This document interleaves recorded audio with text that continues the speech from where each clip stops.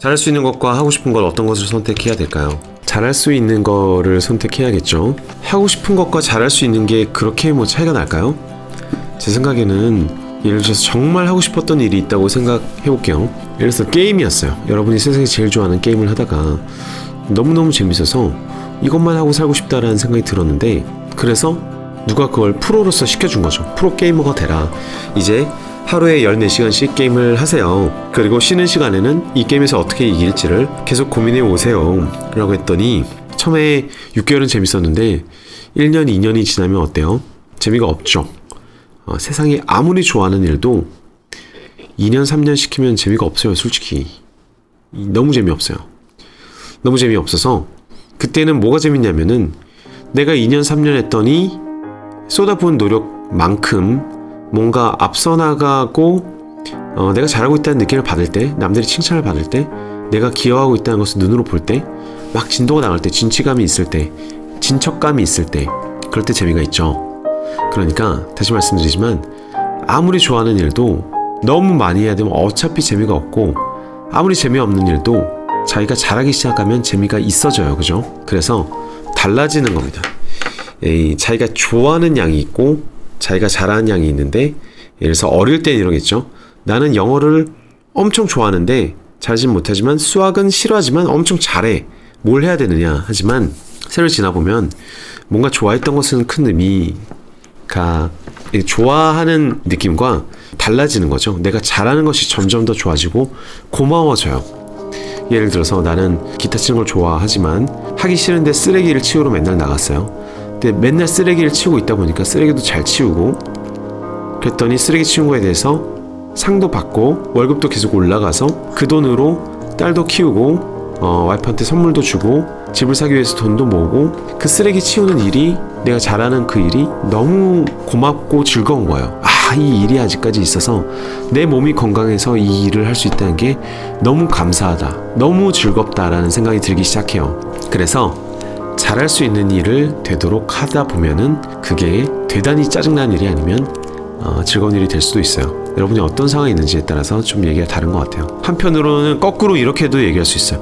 무슨 일이든 2, 3년간 정말 재미없는 수준까지 열심히 해야 되기 때문에, 어차피 2, 3년을 하다 보면 다 재미없어지고 엄청나게 열심히 해야 되는 게 사실이라면 2, 3년은 버틸 수 있을 정도로 자기가 좋아하는 일을 해야 되는 것 아닌가 하는 생각도 들어요. 그러니까 처음부터 좋아하지도 않는 일을 딱 시작하면은 2, 3년은커녕 도저히 중간에 못 버텨요. 재미도 없고 너무 재미없어서 할 수가 없어요.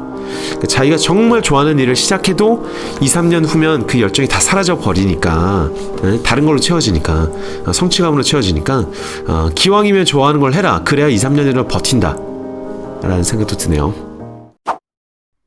결혼은 인생의 관점에서 투자할 만한 가치가 있나요? 좋은 질문이네요. 당연히 있죠. 참고로 결혼은 인생 최대의 투자예요. 최대의 투자. 당연한 거죠. 여러분은 실질적으로 결혼을 한 순간 여러분이 평생 벌 돈, 평생 벌어야 하는 돈의 수십 프로를, 대개는 거의 절반이라고 봐야겠죠? 절반 이상을 서로 공동 소유할, 그리고 내가 돈을 얼마나 벌고 얼마나 모으고 얼마나 불릴지에 대해서 가장 영향을 많이 미칠 사람을 고르는 단계예요. 누구랑 결혼하는지에 따라서 여러분들의 미래는 완전히 달라질 거잖아요. 실제로 결혼하신 분들도 느끼시겠지만, 어떤 분들은 이 사람이랑 결혼하는 저 사람이랑 결혼하는 결과는 비슷했을 거야 라고 하지만, 사실은 모든 게 바뀝니다. 제가 좋아하는 케이스가 이런 거예요. 제 오프라인 강연 같은 걸 할 때 젊은 부부나 결혼 전에 커플이 손잡고 오는 경우들이 종종 있었는데, 보는 순간 알아요. 저 커플은 결혼하면 정말 부자 되겠고 정말 오래 가 있고 행복하겠구나. 왜냐면 보통 결혼 전에는 돈 쓰는데 정신없고, 한 사람이 재테크 얘기를 해도 다른 사람들이 별로 관심이 없고 이런 케이스가 많은데, 재테크라는 거는, 투자라는 것은 먼 미래를 보고 삶의 계획을 짜는 과정이잖아요. 지금 번 돈 그냥 다 써버린 사람 아무 미래가 없어요. 그냥 하루하루 먹고 사는 사람이에요. 돈이 있어도, 돈을 많이 받아도 다 써버린 사람은 미래를 생각 안 하는 사람이에요. 대충 그냥 어떻게든 되겠지 하는 사람이에요. 먼 미래를 생각하고 막 예금 적금 막 통장 챙기고 꼼꼼하게 들어가고 가계 쓰고 이런 사람은 앞으로 10년간 뭔가를 해보겠다는 어떤 설계와 집념이 있는 사람이죠.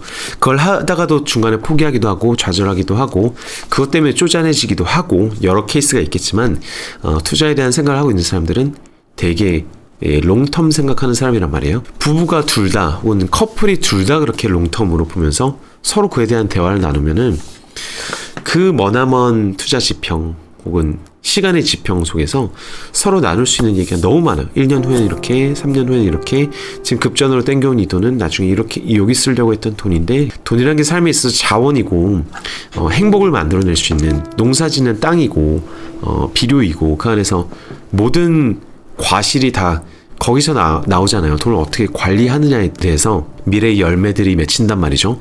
어떤 나무를 심었고 꽃이 피는데 과일이 맺히는데 몇 년이 걸리는 나무를 어떻게 심어서 어떻게 관리했느냐가 10년 후에 그 밭에서 뭘 따먹는지를 거의 99% 결정한단 말이죠. 그래서 누구와 하느냐 혹은 결혼할 대상과 얼마나 미래에 대한 이야기를 구체적으로 많이 나누고 그에 대한 자원 얘기를 많이 나눴느냐. 보통 결혼할 때는 막 똑똑해 보이다가도 결혼하자마자 나 그런 거 몰라 뭐 대충 살래 하는 사람들도 되게 많을 거예요. 난 돈 쓰는 게 좋아 하면서 제발 잔소리 하지마 하는 사람 되게 많아요. 남자나 여자나 마찬가지예요. 누구랑 결혼하는지 정말 중요합니다. 현명하고 미래를 볼 줄 아는 사람, 자원을 심어두는데 관심이 많은 사람, 굉장히 중요하죠. 인생의 관점에서 투자할 만한 가치가 있느냐. 그래서 결혼한 사람들 보면은 한 20-30%는 이 결혼을 잘해서 자기가 잘 됐다라고 진심으로 믿고 있고, 한 20-30%는 이 결혼 때문에 내 인생이 망했다라고 믿고 있고, 가운데는 별 생각이 없어요. 근데 해피한 케이스는 이 결혼을 잘해서 내 인생이 잘 됐다라고 믿고 있는 사람들이 되게 해피한 케이스고 결국은 잘 되죠. 그래서 결혼 잘못하면 인생 망한다라는 얘기도 사실은 어느 정도 맞고, 결혼 잘하면 인생이 되게 풀린다라는 말도 되게 맞습니다. 누구한테 듣느냐에 따라서 완전히 다른 답이 나오겠죠. 여러분은 결혼해서 망한 사람들 얘기만 듣다가 나도 결혼 안 해야지 라는 생각을 하지 마시고, 결혼해서 잘 됐다고 하는 분들 만나서 비결이 뭐냐라고 많이 물어보시면 좋을 것 같아요. 여기 총각 처녀들은요.